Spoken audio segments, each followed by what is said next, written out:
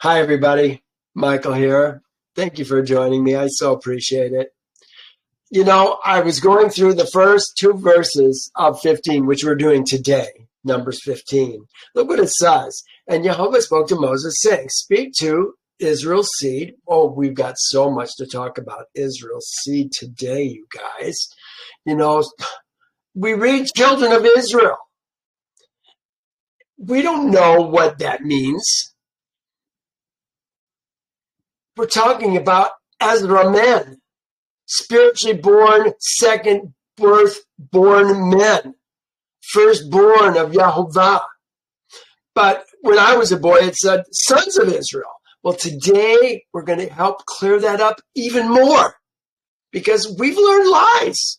There's so many people, especially this day and age, with what's going on in the world, that want to claim the promises that Yehovah gave to his son Israel. They want to claim them from themselves. Based on what? How are you making that promise apply to you if you don't even know who Israel is? And let me tell you right now, what you think Israel is, that those people in the land of Israel, that's not Israel.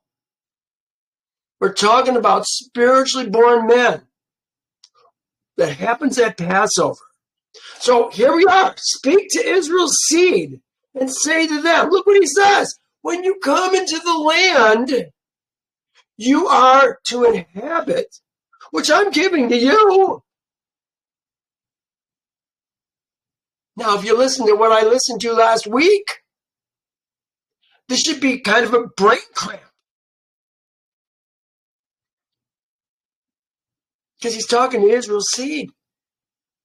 Where did we leave off last week? Let's look. We had the report that came back from the 12 spies in Numbers 13. And the congregation, the assembly, was lifting up their voices and crying, and they wept all night. Why? Because the report came back that they wouldn't be able to take the land for themselves because they were too weak, too lame, and the people of the land were too great for them to take them. And look what they said. If only we had died in the land of Egypt, or if only we had died in the wilderness. Why has Yehovah brought us to a land to fall by sword, that our women and children should become victims? Would it not be better for us to return to Egypt? And then look at the next verse. Let us select a leader and return to Egypt. I'm sure Yehovah is ready to tear out his proverbial hair.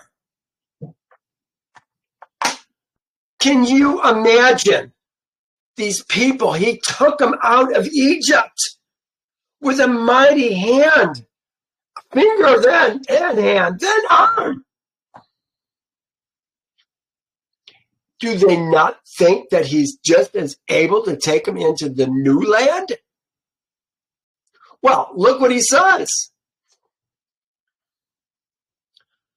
I'm reading in 14 or in 11. How long will these people reject me? These people, who are the people? Israel's seed. The children of Israel, B'nai Israel. How long will this people reject me, and how long will they not believe me with all the signs that I performed among them? That's what I was just saying. Look what he says. I will strike them with pestilence and disinherit them. I will make of you, of thee, talking to Moses, a greater nation and mightier than they. He's pissed. Well, Moses goes on and on and on and on. And Yehovah finally says, then Yehovah said at verse 20, I have pardoned according to your word. According to your word, Moses, I've pardoned according to your word. He says, truly. He's not forgetting that. He's not going to forget. Truly. I'm going to move down to 23 after I say truly. As I live. Yahweh's swearing by himself. They certainly shall not see the land which I swore to their fathers, nor shall any of those who rejected me see it.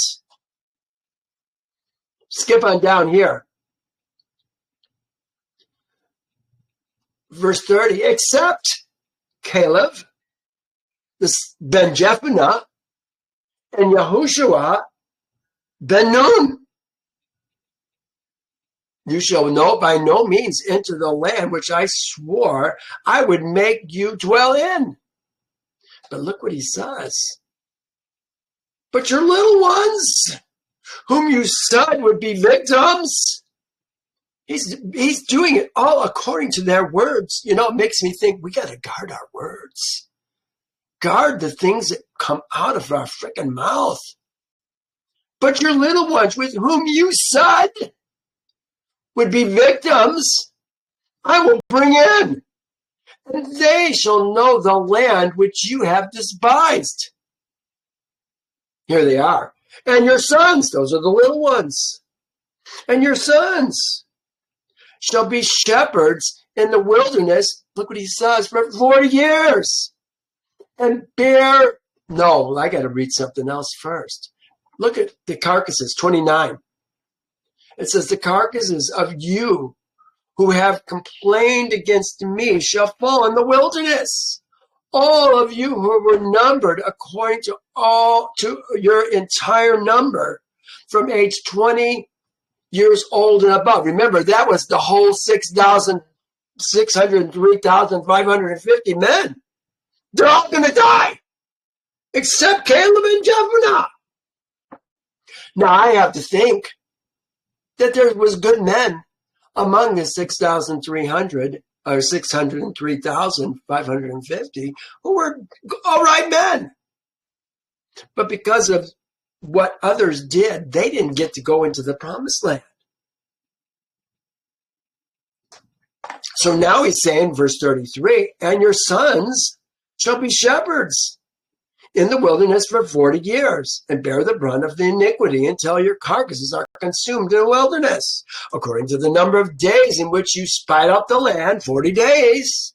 For each day you shall bear the guilt 1 year, namely 40 years. Well, what happened next was the people presumed, verse 44, to go up to the mountaintops. It said, nevertheless, the ark of the covenant of Yehovah, nor Moses departed from the camp. In other words, Yehovah wasn't going with them. They were doing it in their own strength. And, that's what they were perceiving going on anyway, was doing it in their own strength when they got the report of the spies. Well, so they did it in their own strength. And it says they got driven back. We went up to the mountains to attack the Amalekites and the Canaanites. And they were driven back to Korma. Here, I've got a map here. I put it out just so you could kind of see where it is. Here's Korma. They say Horma. It's a transliteration. We were actually staying in Kadesh Barnea down here at the bottom left. Excuse me. We went up to the mountains. I assumed that would be this area up here. Carmel, Maon, all this area, Duma. And we got driven back to Korma. Well, they returned. Some of them didn't return, probably. They got killed by the sword, as they said they would. Remember, all the 10 spies were killed immediately in this chapter. So here's where we are today. He's talking about when you come into the land you are to inhabit. That's got to burn. I don't think that we really take to heart the heart of the people who Yehovah is speaking to that just said, you're not going into the land. Because now here he is talking about when you come into the land, you are to inhabit, which I'm giving to you.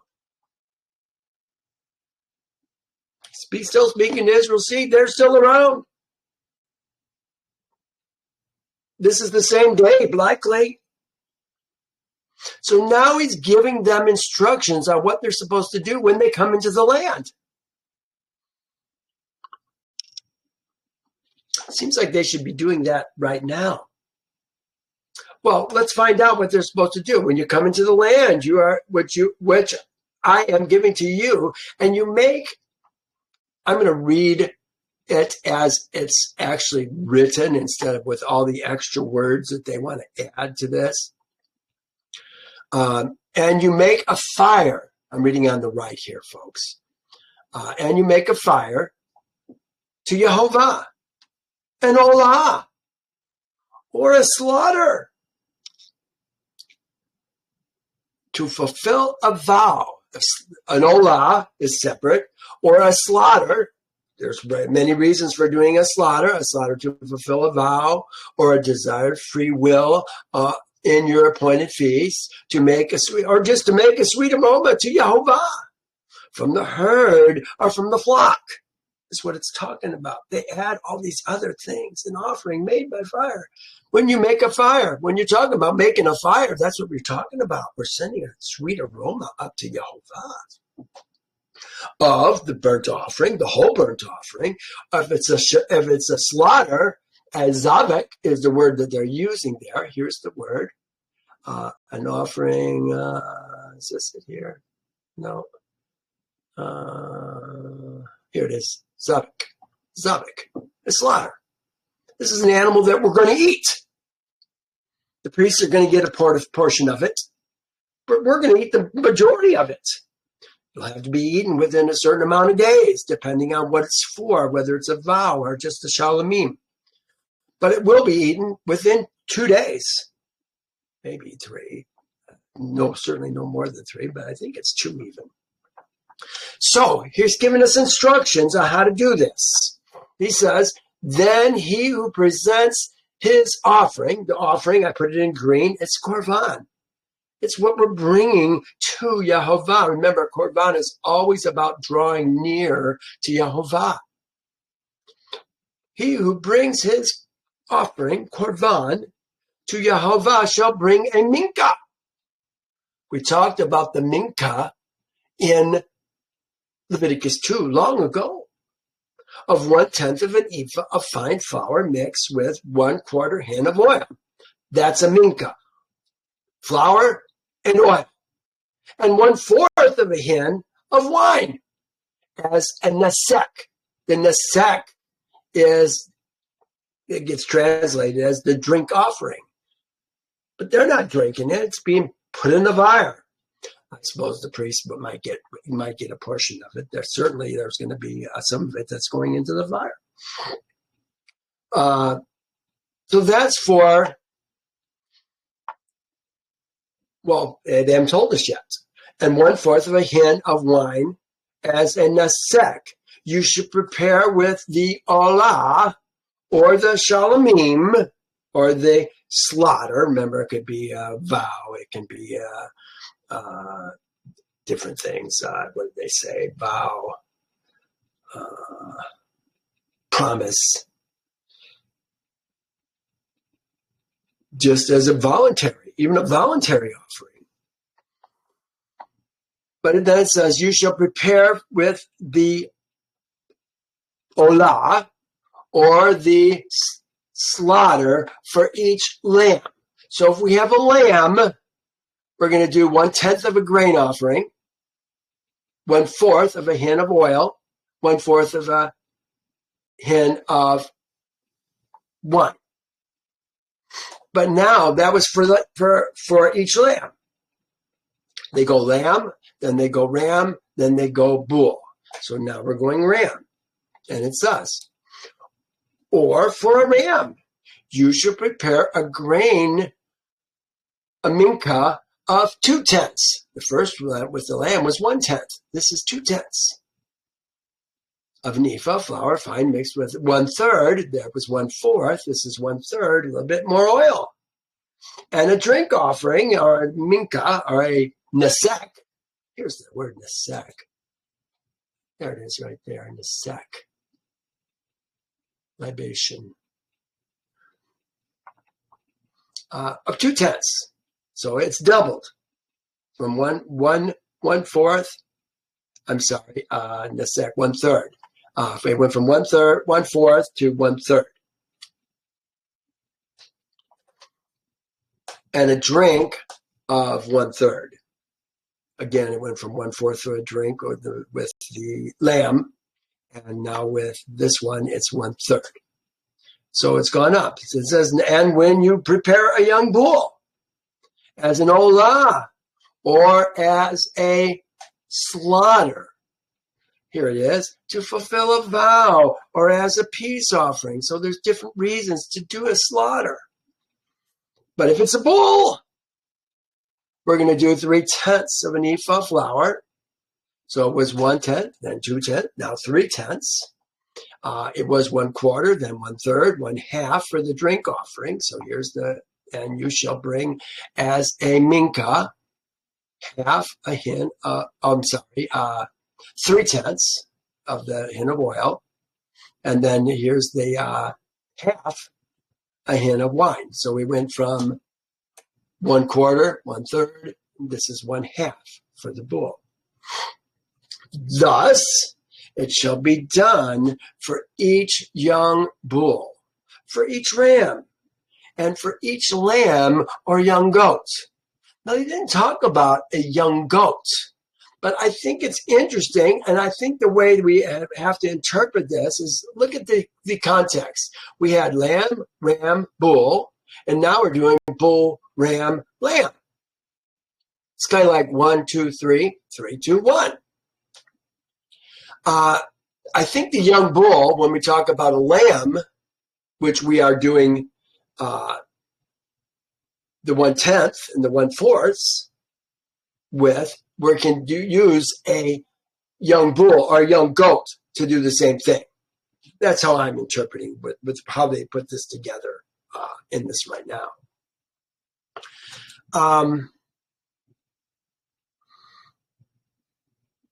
Thus and thus it shall be done for each ox and ram, and for each young one among the sheep or among the goats. So as I think they're counting the young goats or the young lambs, or the lambs and the young goats as kind of the same thing.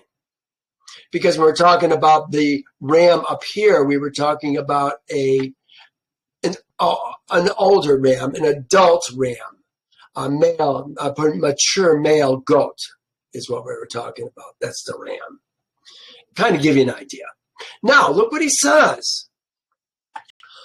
Oh, according to the number, I'm in verse 12. According to the number that you prepare, so you shall do with everyone according to their number. So I think he's talking about if it's a bull, you're going to do it this way. If it's a ram, you're going to do it this way. If it's a goat, you're going to do it this way. But now look what he says. All who are native born. Native born, you guys, this is revealing. We miss this. We don't know what native born is. No one ever talks about an Ezra man. So we don't know who that is. But we're talking about Israel's seed. Ezra men. All who are native born. Look what the word is. Ezra. Ezra. I'm reading on the right. All the native born. Who are the native born? I put them in green. That's what we're talking about right here. Israel's seed. All the native born.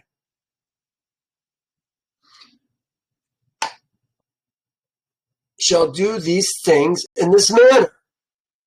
For the korban, made by fire, a sweet aroma to Yehovah.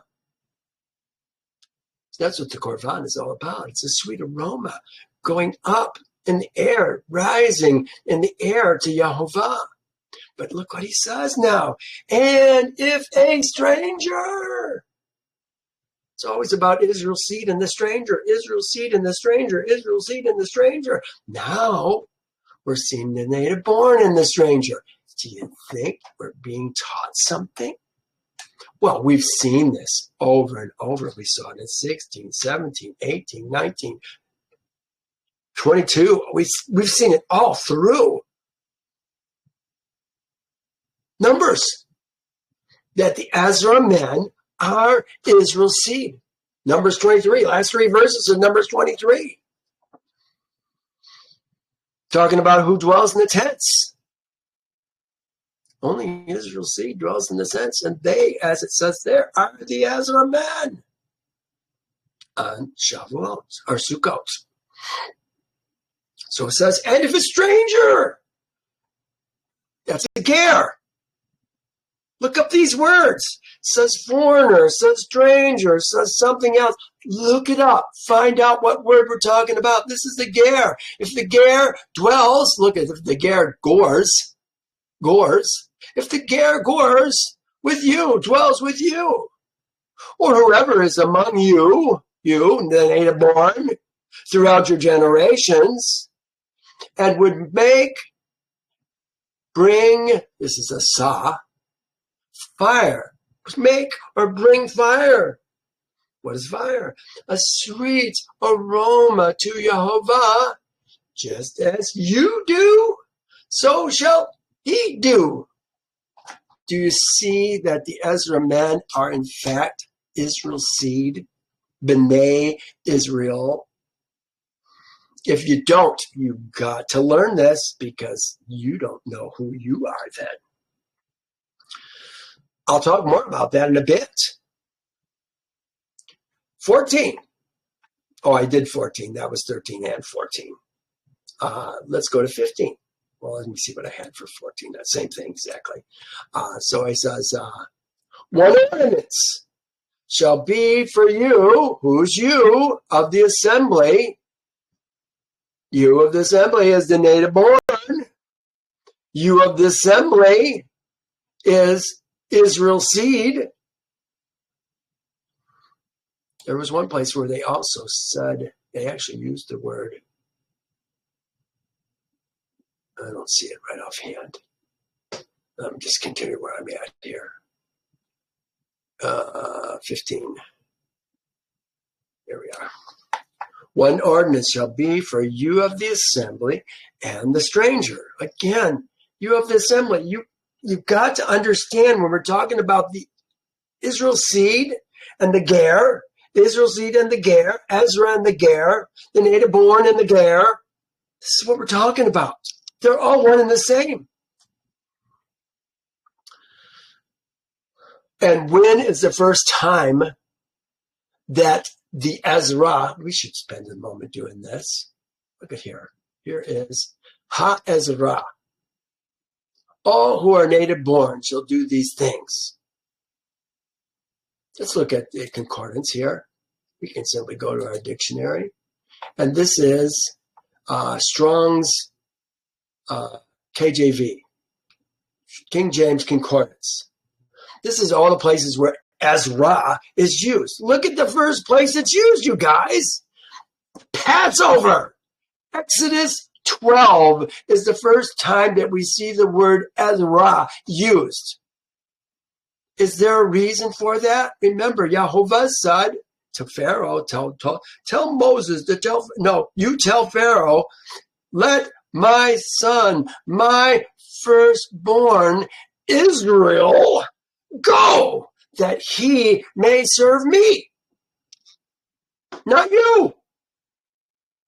Israel serves only Yehovah. Are you Israel, or you still have covenants with the people of the land? If you do, you're likely not Israel. Now, that's going to get a lot easier because you're going to become sovereign here very, very soon. And so it's going to be a lot easier for a man to still be able to work, but become one of Yehovah's men, and hopefully at the following Passover, his son, the Ezra man. Well, look at the second time it's used. Here's the first time it's used. For 7 days, no leaven shall be found in your houses. Since whoever eats what is leavened, that same person shall be cut off from the congregation of Israel. The congregation of Israel. That's what we were just talking about a moment ago. Congregation. Each one of the congregation. Whether he is what? A stranger or a native of the land. That's Ezra Haaretz. It's the words that they're using there. An Ezra of the land. Now this is just using the Ezra, Ha-Ezra, here in this verse, Numbers 15:3, Numbers 15:13. But look at the second time it's used, you guys. This is where a man, a ger, who gores with you and wants to keep the Passover to Yehovah, let all his males be circumcised, and then let him come near and keep it. And he shall become as a native of the land. He shall be an Ezra Haaretz. That's where the Ezra Haaretz comes from. That is the second birth. For no uncircumcised person shall eat it. Eat what? The Passover. Folks, we've learned lies. For some reason, well, I know the reason, we've got this New Testament given to us by the Catholic Church that made Jesus the Lamb of God who takes away the sins of the world. What a bunch of BS. Are they going to change Yehovah's words and let you think that you have something that you don't? Folks, you've been lied to. What does it say about the last days? We have inherited lies, worthless and unprofitable things. Oh, we're seeing it all over right now, the worthless and unprofitable things that we have learned. But spiritually, it's just as bad. We have inherited lies. We got them from the New Testament. Who gave us the freaking New Testament? It was the Catholic Church, you guys. The synagogue of Satan. Wait until you find out what's been going on in the Catholic Church. Talk about devil worship. Satan worship, ninth circle sacrifice, cannibalism, and awful things. And we're totally blind to it. They have done everything they possibly can to keep you from knowing about who Yehovah is and how a man can become his son. A woman becomes his daughter by virtue of her relationship, bone of her bone, flesh of his flesh, with her man. There's a reason why 7 women will join themselves to one man in the last days. We will provide our own food. We will provide our own clothing. Only let us be called by your name. Your name? To take away our shame. They want to be called by your name because they know you're the son of Yehovah. And what you got, they can get. Well, folks, this is so deep. Probably this Ezra man is probably the most important thing that I teach on here. I mean, I teach tons of things. I can help you a lot if you listen, if you open up your heart and your eyes and your mind. Throw away the doctrines and traditions of men that you've learned or think you've learned and start learning something that is in agreement with all of Yehovah's words. Even Peter in the New Testament says you perish because you don't know the ordinances of Yehovah. What are the ordinances? His words. No, words, that's not the right word. Ordinances. Oracles. You don't know the oracles of Yahovah. That's what he says. It's the Greek oracles. No, we don't know because we said they're not good for today. They're passed away. Don't you know? Well, does Yahovah's word change? Does his word endure forever or not? I'm here to say it does. And if you will listen, you'll find out how it makes sense. Well, we left off on one ordinance, 15.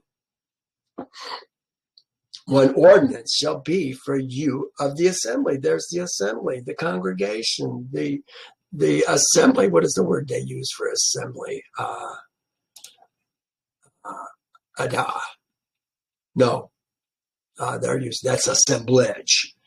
Different word, but similar word. Then it says, for you of the assembly, or the ger, who dwells with you. There's the ger, and the ger, and the ger, and for the ger, who dwells with you.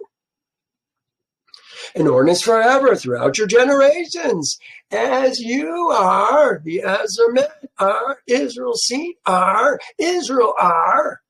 So shall the stranger, the ger, be before Yahovah. One law. You know, you may think I'm riding a dead horse here, but they keep saying it over and over. One law and one custom shall be for you and for the stranger, the ger, who dwells with you. Now he says, speak to Israel's seed. Here it is again. And say to them, when you come into the land which I bring you, then it shall be when you eat the bread of the land. The land's bread. The bread you're getting from the land.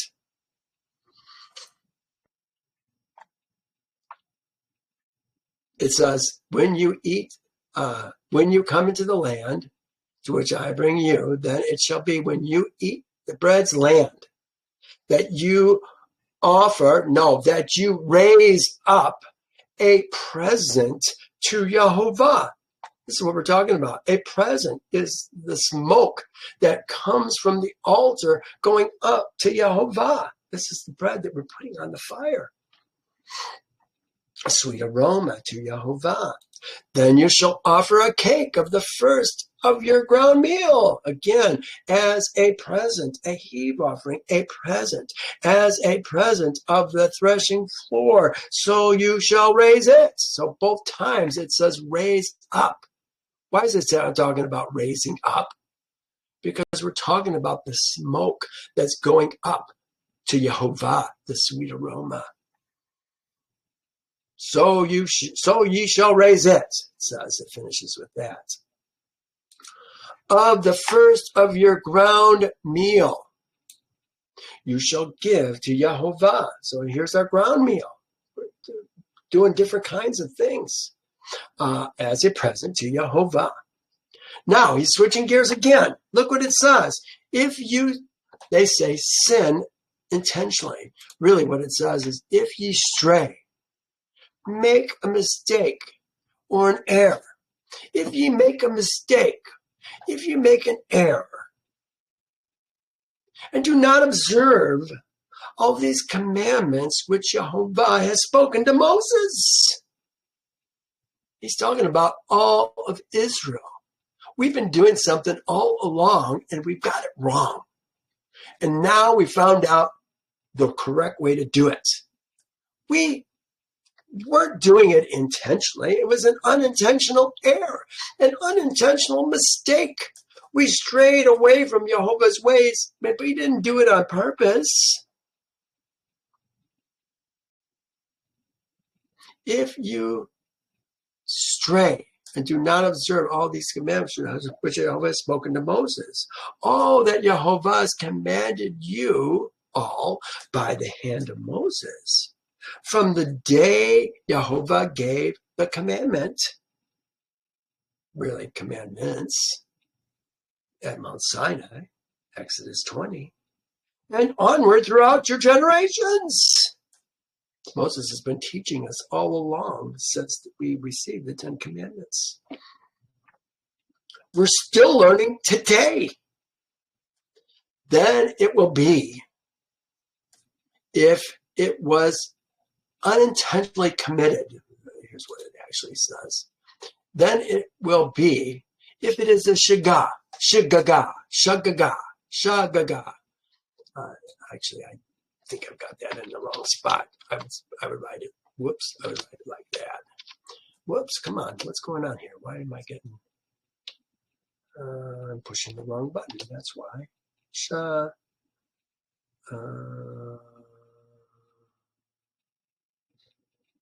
Seems like that would be right. Oh, okay, shagaga. Okay. Then it will be, if it is a shagaga, there's how you spell it. See the two gimels there? Gaga.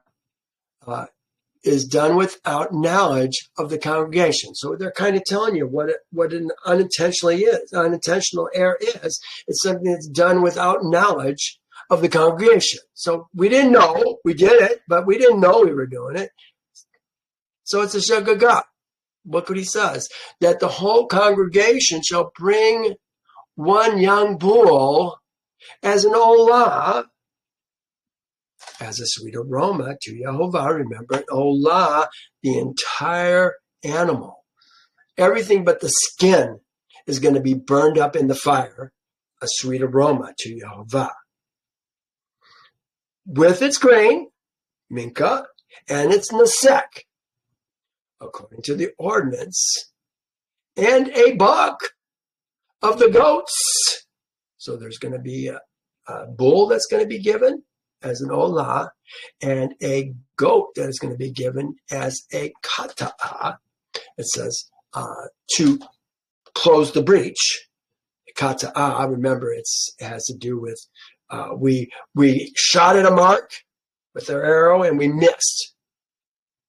And now we need to close that gap so that we're right with Yehovah again. We missed. We did it unintentionally, but we missed. This closes the gap, so we're right with Yehovah again.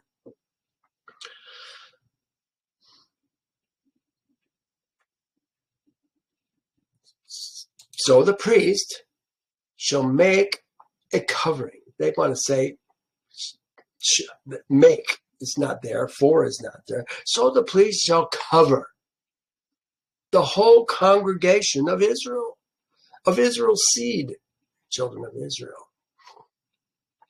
And it shall be forgiven them. For it was an unintentional mistake. And shagaga.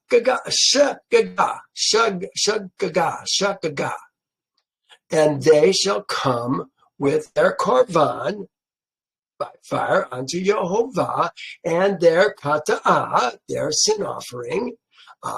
Remember, it's about repairing the breach before Yehovah for their unintentional mistake, for their shagaga. Now, it says, and it shall be forgiven the whole congregation of Israel's seed, the whole congregation of Israel's seed, like what it says, and the stranger who dwells among you. Maybe I should change this to the green so it's still more able to, we can still adequately see what's going on. It's still the Ezrach and the Ger. Israel's seed and the Ger. Israel and the Ger. They go together. They're one and the same. Who dwells among them, because all the people did it unintentionally. For all Israel's seeds assembly, there's the Adah that we often see, the assembly, Israel's seeds assembly. It's just the whole group together. The Ger who sojourns with you, Ger who sojourns with them, the Ger, here's the Ger that gores with you, dwells with them, among them. This says them, this says among. Now it says this was for the whole group. The whole group did it wrong. But now, if a person, they put sins unintentionally. What does it say? And if any person, nefesh is probably the word that they're using right there, shall kata, sin. Shagaga.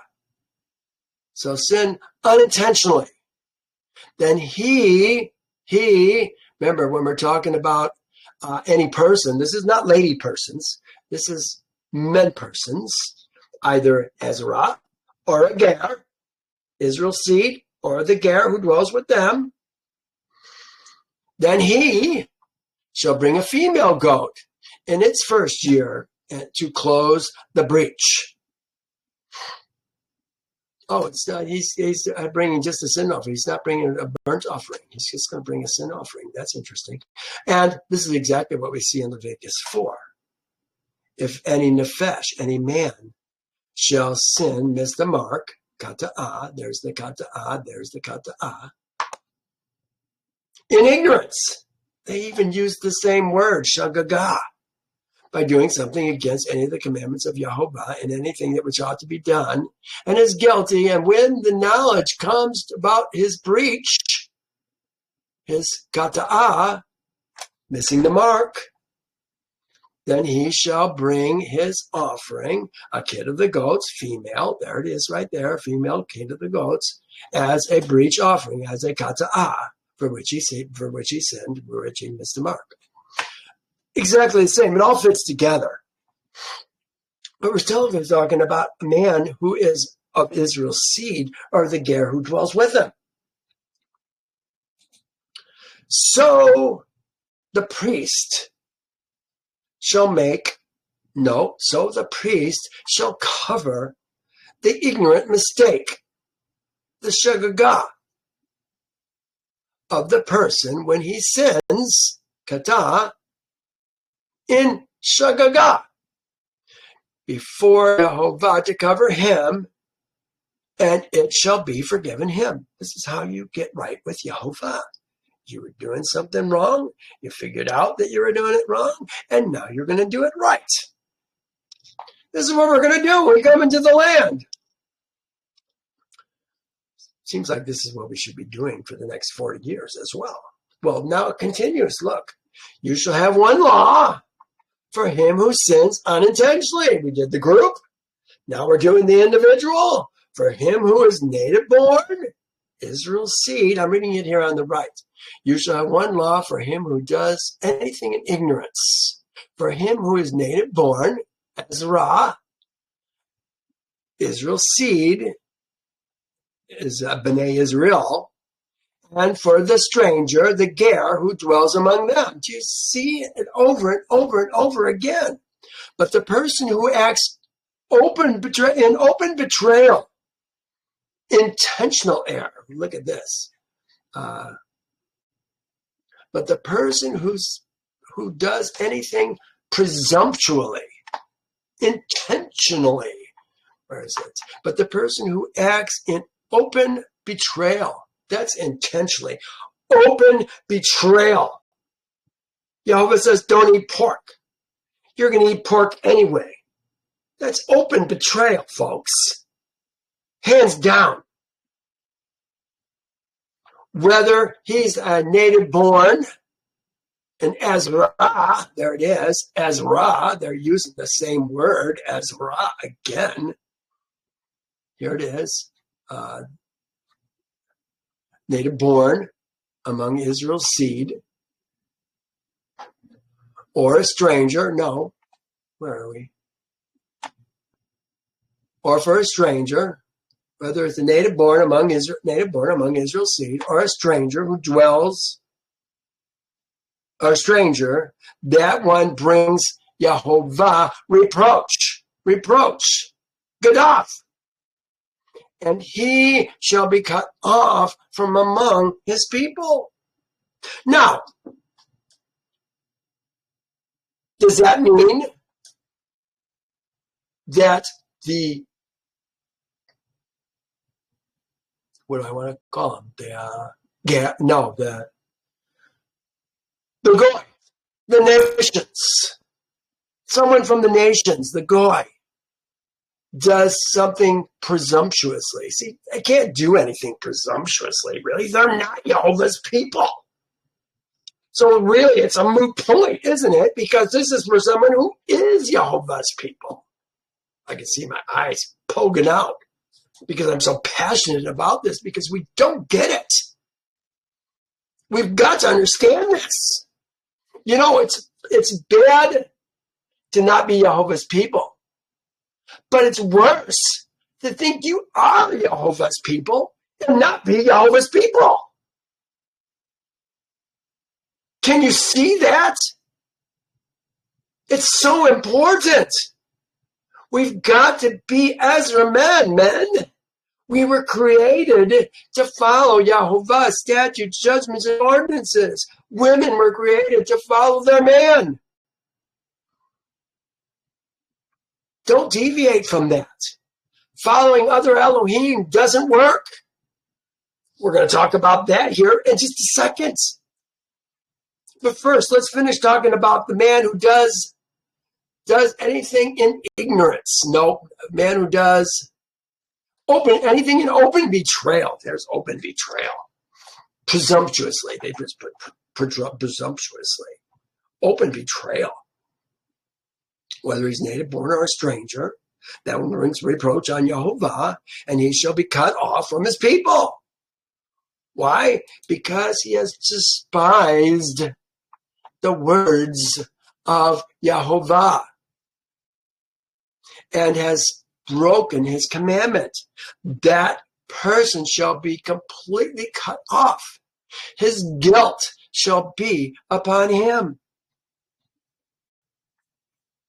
I'm not adding anything to Yehovah's words here. We've got to see what they say. Now, in this same context, open betrayal. Look what it says. Now, Israel's seed, B'nai Israel, Ezra men, true Israel, spiritually born Israel, were in the wilderness. They found a man gathering sticks on the Sabbath day. And those who found him gathering sticks brought him to Moses and Aaron and to all the Adah, all the congregation. There it is, the Adah. They put him under guard because it had not been explained what should be done to him. Then Yehovah said to Moses, the man must surely be put to death. Open betrayal. All the congregation shall stone him with stones outside the camp. So Yehovah commanded Moses, and all the congregation, is that the same word, congregation? Ha'adah, all the congregation brought him outside the camp and stoned him with stones, and he died. Now, I doubt that 6,300, 550 men stoned him with stones, but there was a large portion of men who did. That many men wouldn't fit, would they? Well, now we're going to take kind of another turn, and look what it says. Again, Yehovah spoke to Moses, saying, remember, this is all in the context of the people doing what Yehovah tells them to do. Told them to go in and take the land. No, we don't want to take the land. We want to go back to Egypt. We want our old Elohim. Look what he's saying. This is where the context of all this is coming from. Again, Yahweh spoke to Moses, saying, speak to Israel's seed. Tell them to make a tassel. This doesn't say make tassels. It says make a tassel. Yeah, I've got it on the right here. Speak to Israel's seed and bid them. Bid them. Here's the word for bid. Amar. Say to them, bid them, that they, the men, We're talking about Israel's seed. They're all men, aren't they? Just keep this in mind. Women don't wear tzitzit. They, the men, put tzitzit. Put tzitzit. There it is, right there, tzitzit. A tassel on their garment's edge. It's not the edge of their garments. It's their garment's edge. There it is. Cough. Again, their covering, the edge of their covering. Of their generations. And that they make a tassel upon the edge with a blue cord. That's what it says. Now, we also have Deuteronomy. And if you know me, you know that I have some very strong feelings about Deuteronomy. What Deuteronomy says. It's just one verse. This is it. You shall make tassels. It's not even tzitzit. It is another word altogether. On the four corners of your clothing with which you cover yourself. I like this. And this is what I'm going to do. I wear one tassel. Here it is. I always have it with me. Why do I have this tassel with me? We're going to talk about it right now. I can see it. I see it every day when I put on my pants. Every day I see it. If it were behind me, I wouldn't see it. Why do we have the tassel? Let's find out. He says, and you shall have a tassel. I'm going to read it here on the right. And you shall have a tassel that you may look upon it and remember, all the commandments of Jehovah and do them. We're going to remember Jehovah's words and we're going to do Jehovah's words. And you, again, men, will not seek the harlotry of your heart and your eyes, which you are inclined. Our heart and our eyes are inclined towards harlotry. What is harlotry? See, most of us have been learned God, country, family. What's our country? Is the United States our country? Abraham was in the land of promise. The land of the Canaanites. But he didn't live according to the Canaanites' rules. He lived according to Jehovah's ways. Harlotry is taking here, I put, following after other Elohim besides Jehovah and keeping their statutes and judgments and ordinances. Oh, well, don't you know, Michael, we're supposed to obey the higher authorities. Folks, you know, I had a serious question about that. What is that? The Romans 13, Romans 12, I forget. When I started learning Jehovah's ways, and I did research on that, and I found out that the higher authorities was the synagogue authorities, the ones who actually reward people for doing good and punish people for doing bad. When does the world ever punish you for being good?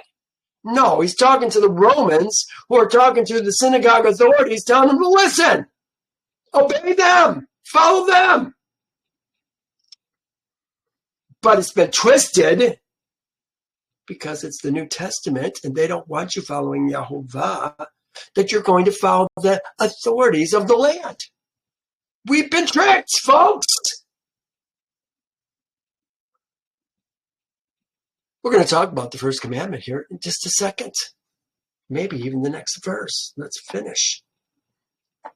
And you shall have the tassel that you may look upon it and remember all the commandments of Yehovah and to do them, and that you may not follow the harlot to which your heart and your eyes are inclined.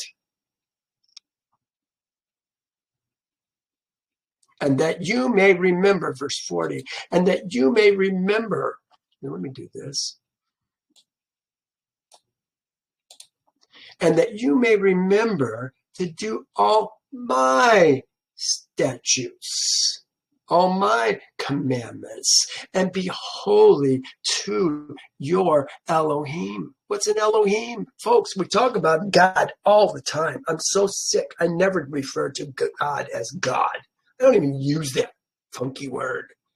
It's always Elohim, lawmaker and judge. We don't know what a lawmaker and judge is. Yehovah is Elohim of Elohim. Choose this day whom you shall serve,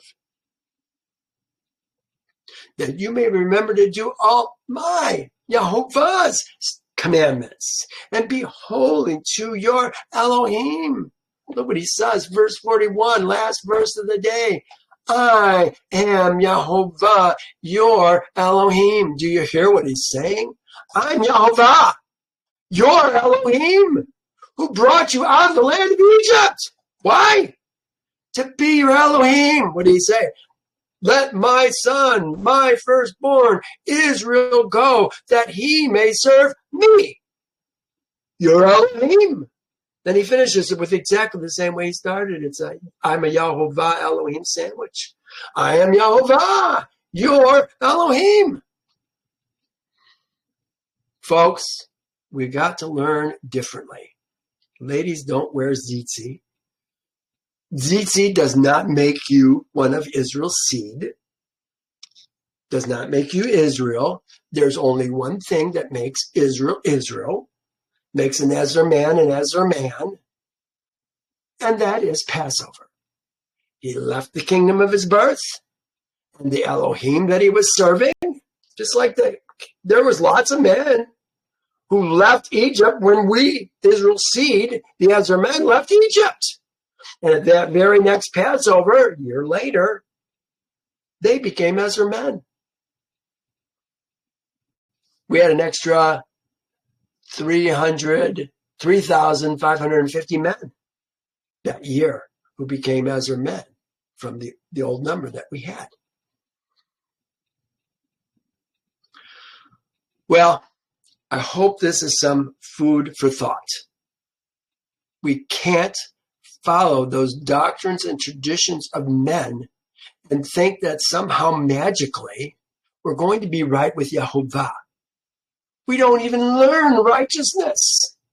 We don't learn what Yehovah expects of us. We just think we can do whatever we want, and that's following the harlotry to which your own heart is inclined. You're not serving Yehovah. You become your own Elohim if you're going to decide what's right. No, Yehovah is the one who decides what's right. I'm looking for a woman right now who will follow me as I follow Yehovah. I'm his servant. She's my servant. I call Yehovah Adonai. She would call me Adonai, my master. Oh, I know that sounds so male chauvinist, doesn't it?